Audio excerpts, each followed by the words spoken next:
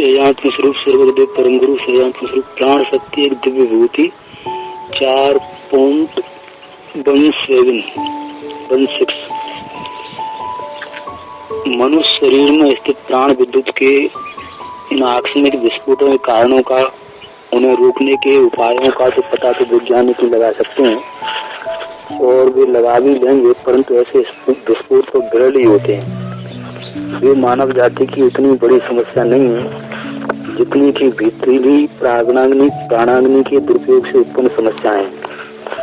शरीर, मन, बुद्धि, अंतःकरण में क्रियाशील इस प्राण अग्नि के दुरुपयोग से व्यक्ति आकस्मिक विस्फोटों की तरह पूरे तौर पर भले ही न जले, किंतु भीतर ही भीतर दग्ध क्षत विक्षत होता रहता है। शरीर शक्ति का दुरुपयोग, आहार विहार के नियमों की अवज्ञा, बहुमूल्य जीवी शक्ति को काम विकार की नालियों में बहाना, ये प्राणाग्नि के वे दुरुपयोग हैं जिनसे व्यक्ति का बल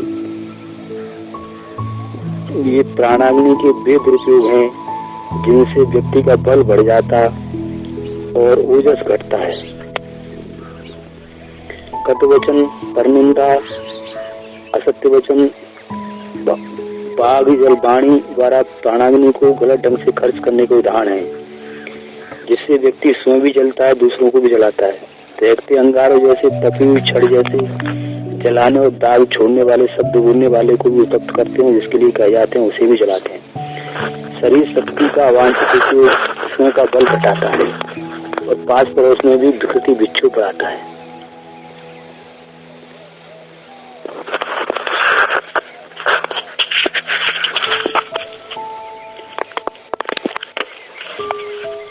कोलंबिया यूनिवर्सिटी के डॉक्टर एंड्रू बेसेट ने अस्थि भंग के 5 रोगियों का परीक्षण हेतु चुना, जिनकी चिकित्सा असंभव दिखती थी।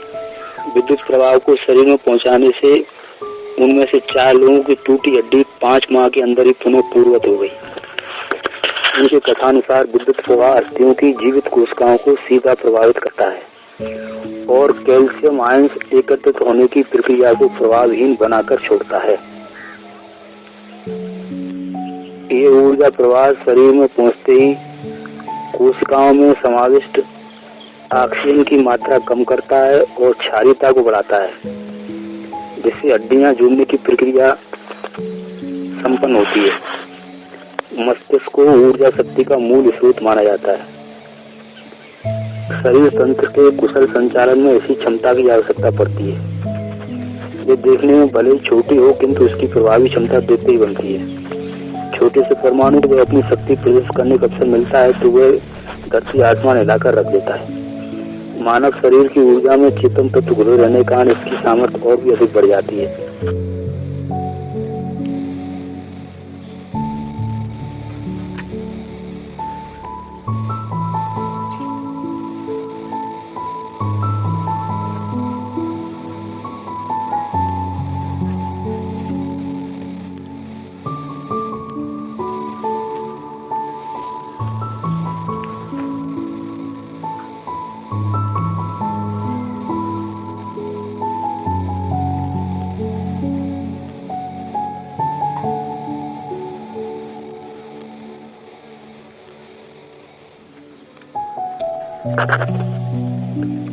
अर्थात पेरी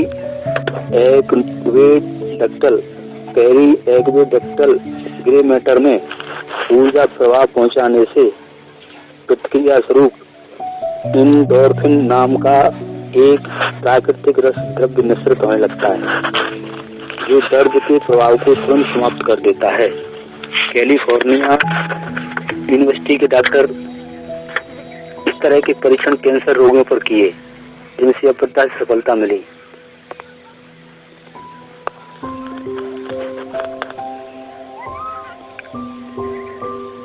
रावर्ट के अनुसार ऊर्जा प्रवाह शरीर में पहुंचकर न केवल दर्द को मिटाता है, परंतु चेतन तत्व मिले रहने के फलस्वरूप विचारों की श्रृंखला को भी पूरी तरह प्रभावित करता है।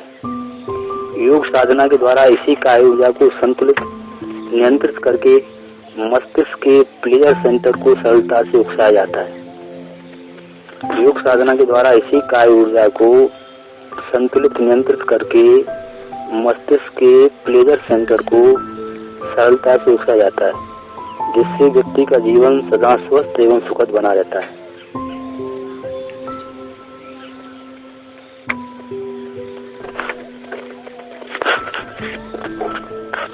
योगाभ्यास द्वारा शरीर विद्युत को नियंत्रित स्वनियंत्रित करके नवे शरीर मन से स्वस्थ बन जाते हैं, वरन अपनी मलिनता को हटाकर प्रखरता उभारने में भी सफल होते हैं। जिसने अपनी प्राण शक्ति को जगा लिया उसके लिए चारों ओर जागृति ही जागृति है, सब दिशाओं में प्रकाश ही प्रकाश है। सोता वही है जिसमें प्राण सोता है, जिसकी प्राण शक्ति जग गई इस संसार में उसे ही जागृत माना जाता है। उसी के सामने इस विश्व का यह रहस्य प्रकट होता है जो सर्व साधन के लिए छिपा हुआ है। कौन सोता है, कौन जागता है? जिसका प्राण जागता है बस तो वही जागता है।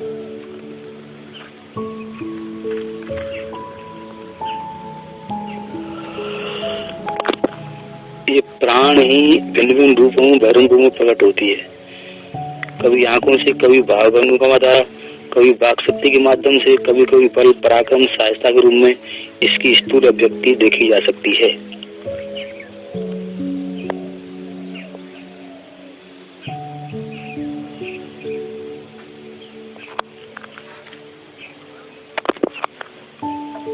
हमारा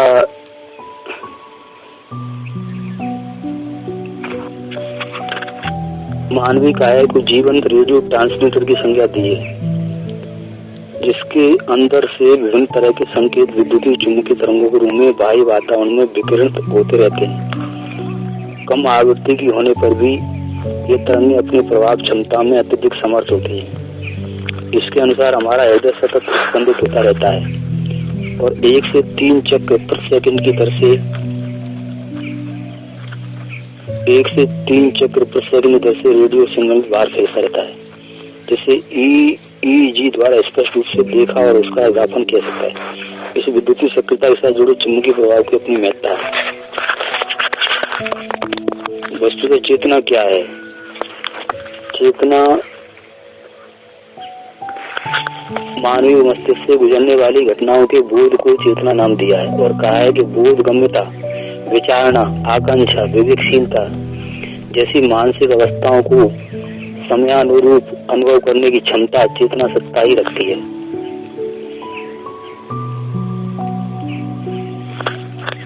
इंद्रियों का बोध और मस्तिष्क की कार्य प्रणाली को समझने की क्षमता रखने वाले तंत्र बताया है। चेतना ही कोई परिभाषा नहीं दे सकती, उन्हें इसे वैज्ञानिक प्रयोगशाला में सिद्ध करने की आवश्यकता है, जो कि मनुष्य क्रिया प्रणाली पूर्णतः स्वतंत्र नहीं है। इसमें 10% हस्तक्षेप चेतना का रहता है। शरीर वैज्ञानिकों द्वारा किए गए परीक्षण से ज्ञात हुआ कि मनुष्य की स्वाद इंद्रियां इतनी अधिक संवेदनशील होती है कि कुचला सत्व स्टोकनीन का एक भाग यह 10 लाख भाग पानी के साथ मिला दिया जाए तो भी उसका स्वाद सुगमता पूर्वक अनुभव कर लेती है। इसी प्रकार कान की श्रवण सीमा 20 से 20,000 हर्ट्ज होती है, जबकि दृष्टि सीमा का निम्न स्तर 450 खरब और उच्चतम स्तर 750 अरब खरब सेकंड है। जबकि दृष्टि सीमा का स्तर निम्न स्तर 450 खरब और उच्चतम स्तर 750 खरब सेकंड है। स्थूल अंगों की क्षमता के रूप में यह तो चेतना के छोटे से स्वरूप की दर्शन झांकी हुई, इसकी सीमा भी अपरिमित होती है। जहाँ पर स्थूल इंद्रियां काम करना बंद कर देती हैं, वहीं से चेतना के परिष्कृत विकसित स्वरूप का प्रारंभ होता है।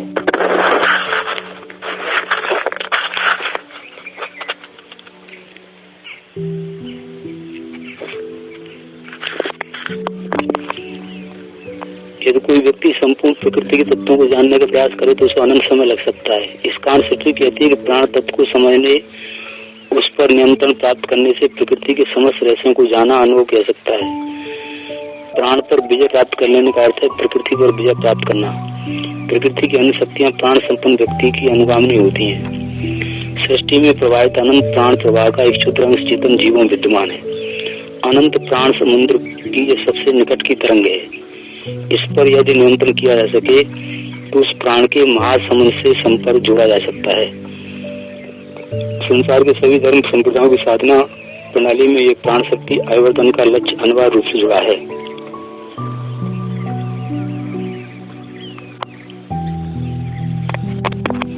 प्राण समस्त प्राणियों में जीवनी शक्ति रूप में विद्यमान है। वैचारिक प्रवृत्ता उसकी उच्चतम अभिव्यक्ति है तथा काम वासना निम्नतम। इसके अतिरिक्त भी प्राण की वृत्तियां हैं जिन्हें हम जन्मजात प्रवृत्ति अथवा ज्ञान रहित चित्त वृत्ति भी कहते हैं। इसके अतिरिक्त भी प्राण की वृत्तियां हैं जिन्हें हम जन्मजात प्रवृत्ति अथवा ज्ञान रहित चित्त वृत्ति भी कहते हैं। अचेतन मन द्वारा संचालित प्रवृत्तियों में भी प्राण तत्व की अव्यक्त भूमिका होती है। शरीर की समस्त क्रिया प्रणाली चलना, खाना, पीना, सोना आदि इसी के द्वारा संचालित है।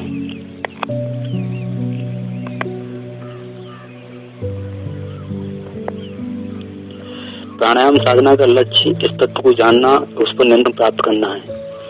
नियंत्रित प्राण इतनी बड़ी संपदा है जिसके समस्त संसार की सभी भौतिक संपदाएं छोड़ी जा सकती हैं। उस महाशक्ति से प्रकृति को भी वशीभूत किया सकता है।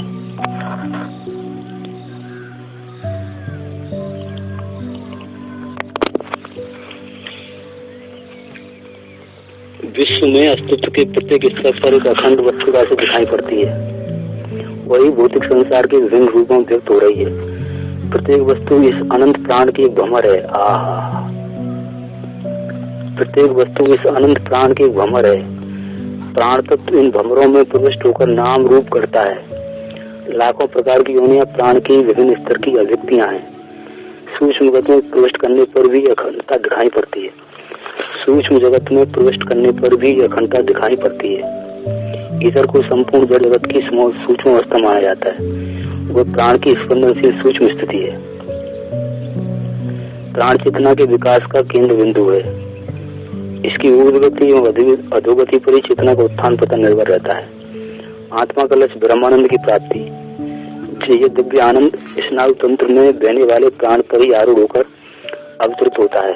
मेरुदंड में स्थित सुषुम्ना मार्ग में जैसे जैसे नीचे उतरता है, मेरुदंड में स्थित सुषुम्ना मार्ग से जैसे जैसे नीचे उतरता है, वैसे वैसे प्रकृति की अनुरूप स्थूलता आती जाती है।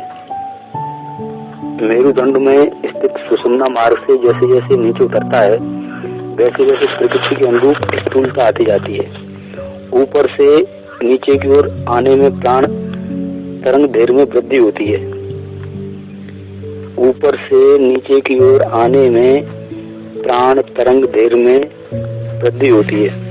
भौतिकी के अनुसार तरंग दैर्घ्य का बढ़ाना ऊर्जा में ह्रास का परिचायक है।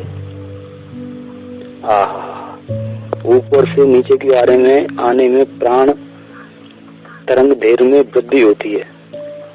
भौतिकी के अनुसार तरंग दैर्घ्य का बढ़ाना ऊर्जा में ह्रास का परिचायक है। ऊपर की ओर बढ़ने पर तरंग दैर्घ्य घटता है, पर आंतरिक ऊर्जा में अभिवृद्धि होती है। ऊपर की ओर बढ़ने पर तरंग दैर्घ्य घटता है, पर आंतरिक ऊर्जा में अभिवृद्धि होती है। सुषुम्ना में भूमध्य से लेकर रीढ़ के आधार बिंदु तक 6 चक्र संबंध अवर्तित है। भूमध्य के पीछे कपाल में आज्ञा चक्र, कंठ में विशुद्ध चक्र, हृदय के पीछे अनाहत चक्र, नाभि के पीछे मणि चक्र, उपस्थ के नीचे स्वादर्श चक्र और रीढ़ के आधार में मूलाधार चक्र। सुषुम्ना के ऊपर मस्तिष्क की मूर्धा में चेतना का सर्वोच्च केंद्र सहस्त्रार्थ है। सुषुम्ना के ऊपर मस्तिष्क की मूर्धा में चेतना का सर्वोच्च केंद्र सहस्त्रार्थ है। प्राण की दिव्यता ऊपर से नीचे सहस्त्रार से मूलाधार की ओर आती हुई घटती है। प्राण की दिव्यता ऊपर से नीचे सहस्त्रार से मूलाधार की ओर आती हुई घटती है।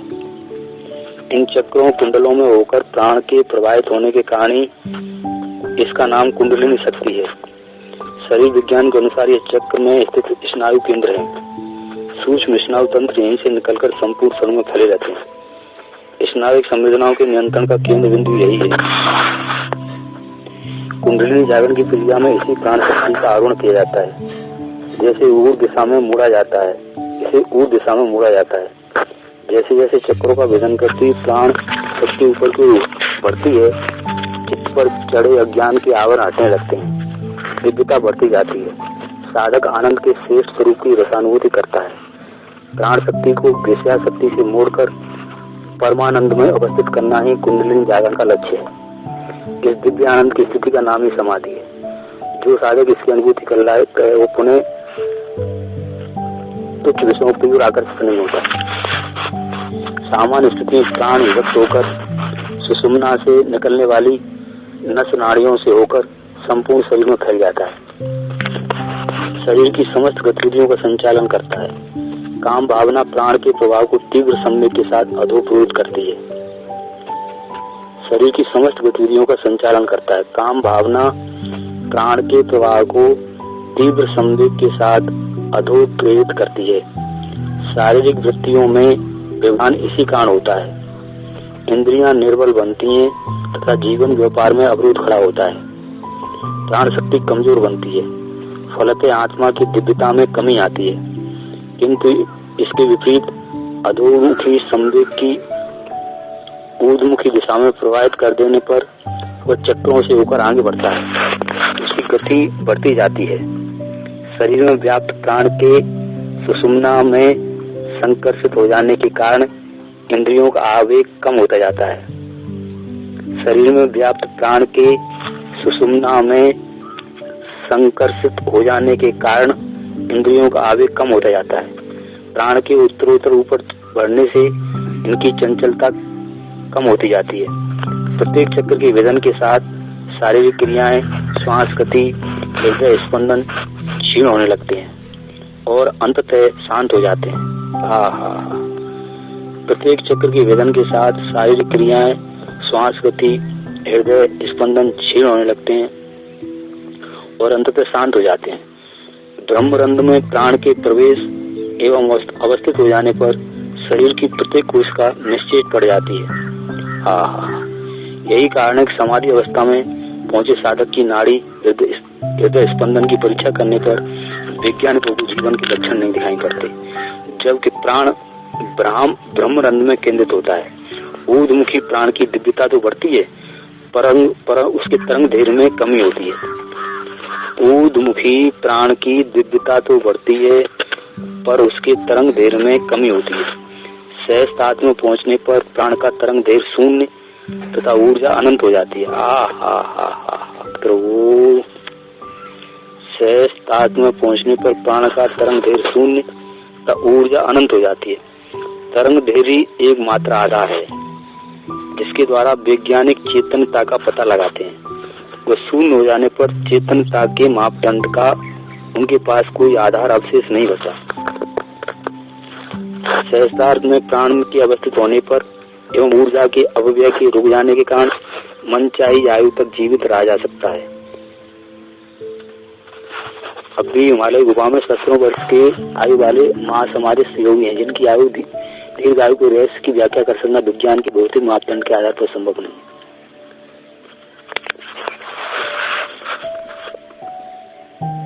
प्राण संचय इतनी बड़ी संपदा है जिसे समझ अन्य सभी भौतिक वस्तुओं गुण है। क्रिया की दृष्टि से प्राणायाम नाक द्वारा सांस लेना, रोकना, छोड़ना जैसा सामान्य दिखाई तो पड़ता है, पर उपलब्धियों की दृष्टि से समान वैज्ञानिक प्रक्रिया है। चेतना के जागरण को कुंडलिनी योग जैसी प्रक्रियाओं प्राण संपदा का महत्वपूर्ण योगदान है।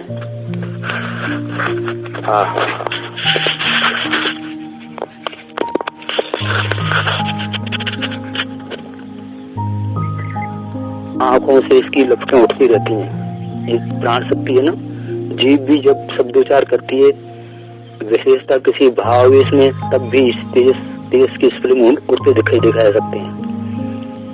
ज्ञानेंद्रियों का जमघट तब मस्तिष्क का विद्युत भंडार एक ही जगह है, इसलिए चेहरा सबसे अधिक आकर्षक और प्रभावशाली रहता है। मोटे तौर पर चेहरे को देखकर दूसरे लोग बहुत कुछ जानने समझने में सफल होते हैं। आकृति देखकर मनुष्य की पहचान करने वाले सूक्ष्मदर्शी नाक, कान आदि की बनावट को नहीं वरन चेहरे के इर्द गिर्द घुमड़ते घुमड़ते तेजो वलय को परखते हैं और उसी के आधार पर व्यक्ति की आंतरिक विकृति का प्रभाव परिचय प्राप्त करते हैं। चेहरे की तरह ही तेजो वलय का एक केंद्र जननेंद्रिय क्षेत्र में घाया रहता है, पर चूंकि उसमें प्रजनन संबंधी आकर्षण अधिक रहता है, इसलिए इस वलय का प्रभाव यौन आकर्षण उत्पन्न करने वाला होता है। भिन्न लिंग की समीपता इस वलय में अधिक उभार करती है। समलिंग की समीपता में तेजस उत्तेज नहीं होता। इन अड़चनों को देखते हुए कटी क्षेत्र को ढका रखा जाता है। विद्युत प्रवाह की दृष्टि से वहाँ भी चेहरे की अपेक्षा मात्रा कम नहीं होती, पर उपयुक्त बाधाओं ने उसे सीमित होने के लिए उपयोग उड़ाई दिया।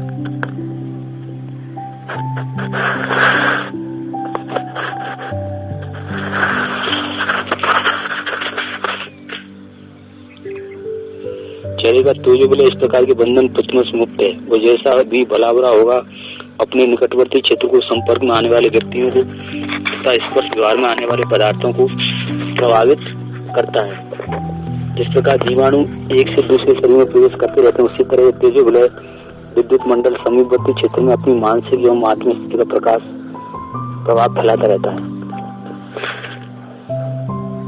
चुम्बक का स्पर्श करने से साधारण लोगों में भी चुम्बक की विशेषता उत्पन्न हो जाती है। प्रचंड प्रतिभा संपन्न व्यक्तियों में भी ऐसी मानवीय विद्युत भरी पड़ी रहती है। उनके परामर्श, ज्ञान, सहयोग का भी समीपवर्ती लोगों को लाभ मिलता है, पर सबसे बड़ा लाभ उस तेजो वलय का होता है जो अपनी शक्तिशाली क्षमता को निरंतर निश्चित करता रहता है, और जो भी संपर्क सानिध्य को लपेट में आता है उसे देखते देखते बदलने में, प्रभावित करने में सफल होते हैं। महामानवों के दर्शन, चरण स्पर्श, आशीर्वचन, दृष्टिपात में जो सत्परिणाम विद्यमान रहते हैं, उनमें उनका प्रकाश पुंज तेजो वलय ही काम करता रहता है। दूसरे शब्दों में सूक्ष्म सत्ता को ही अदृश्य व्यक्तित्व कह सकते हैं। दृश्य व्यक्तित्व शरीर के रंग, सुडोल अंगों बनावट पर निर्भर रहता है, पर अदृश्य व्यक्तित्व पर इस दृश्य शक्ति का कोई प्रभाव नहीं होता।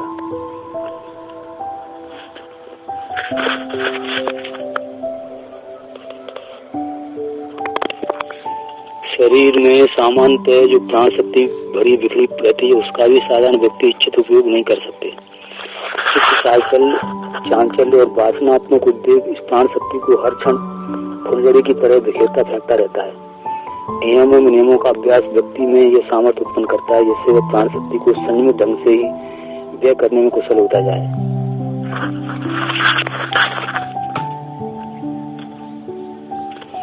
मन की चंचलता और लोलुपता प्रसिद्ध है।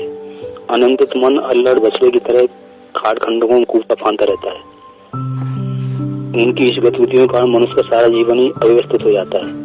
आकांक्षाएं, बहुल कामनाएं, असीम पर तत्परता जरा भी नहीं, ऐसी मनो भी उपास हो जाती है। उसमें असंतोष या तमसुख भरा रहता है। ये सदैव ध्यान रखना चाहिए कि मनन और चिंतन मन के माता पिता अभिन्न सहयोगी है। मन और विचार को अस्त व्यस्त रखते हुए प्राणायाम की उचित साधना को तो असंभव है ही। अस्त व्यस्त मन की स्थिति में प्राणायाम का अधिक समय तक अभ्यास व्यक्तियों को पागलपन बना देता है। अतः प्राणायाम सदैव तत्वबोध एवं ध्यान अभ्यास के साथ करना चाहिए। मन की प्रचंड संकल्प शक्ति को अभीष्ट दिशा में नियुक्त किए बिना प्राण साधना मात्र श्वास प्रश्वास का साधारण व्यायाम और फेफड़ों की कसरत होकर रह जाती है। उसे स्वास्थ्य लाभ तो संभव है, किंतु वह न तो योग है और न ही उसके द्वारा प्राण शक्ति पर नियंत्रण पाया जा सकता है। जब जल शांत निश्चेष्ट और स्थिर अवस्था में होता है तो तनिक सा कंपन समस्त धरातल पर फैल जाता है। इसी तरह जब मन शांत, स्थिर और शिथिल होता है, पासिव नून थिंकिंग कंडीशन, सब प्रकार खाली और भ्रांति से सर्वदा मुक्त होता है, तो दूसरे के विचारों की परछाई बड़ी सरलता से उस पर अंकित हो जाती है। जितनी शांति होगी शरीर मन की जितनी शिथिलता होगी, जितनी शांति होगी शरीर और मन की जितनी शिथिलता होगी, विचार चिंता भ्रांति से जितनी मुक्ति होगी, उतनी आसानी से विचारों की तरंगें आती हैं और हम विचार जान लेते हैं।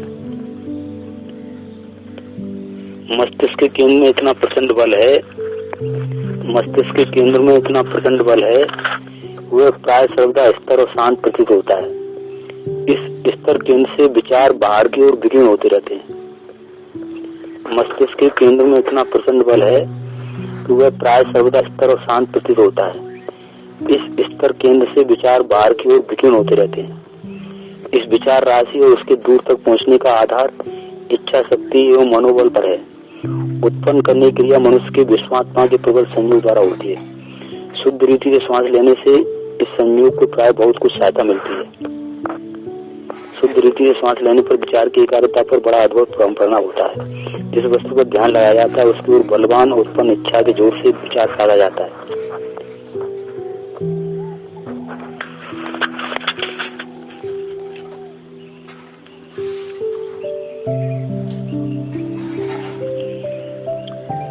कुछ विद्वानों का विचार है कि मनुष्य के अचेतन मस्तिष्क में सुपर कॉन्शियस नाम का एक और मानसिक स्तर है।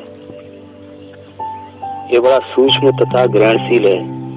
विचार की कंपन इसी में टकराकर पुनः विचार बन जाती है। समाधि अवस्था में अर्धचेतन सब कॉन्शियस तथा चेतन कॉन्शियस मन तो निश्चित हो जाते हैं, पर अनकॉन्शियस अचेतन मन अत्यंत क्रियाशील बन जाता है।